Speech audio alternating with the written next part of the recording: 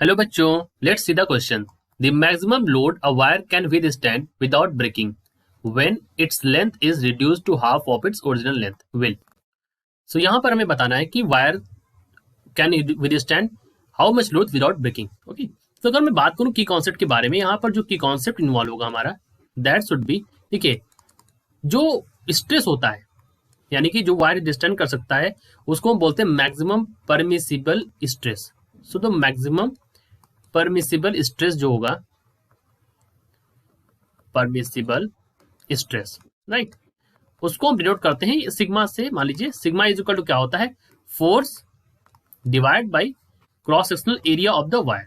ठीक है, ये हमारा होता है स्ट्रेस का फॉर्मूला। ठीक है, तो ये किस पर निर्भर कर रहा है, जो वायर स्ट्रेस अटेंड कर सकता है वो निर्भर कर रहा है फोर्स पर और क्रॉस सेक्शनल एरिया पर, राइट। एज पर द की कॉन्सेप्ट हमें पता है जो स्ट्रेस होता है it is equal to force upon cross sectional area, right.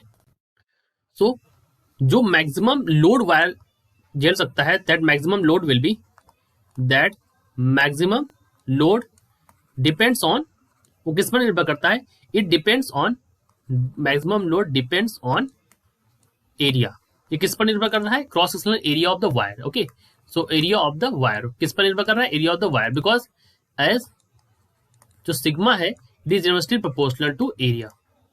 ठीक है, ये जो हमारा सिग्मा है वो किसके इनवर्सली प्रोपोर्शनल है, एरिया के।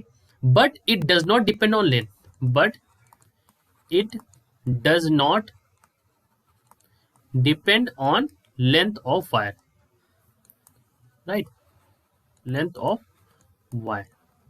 ठीक, तो ये वायर की लेंथ पर निर्भर नहीं कर रहा है।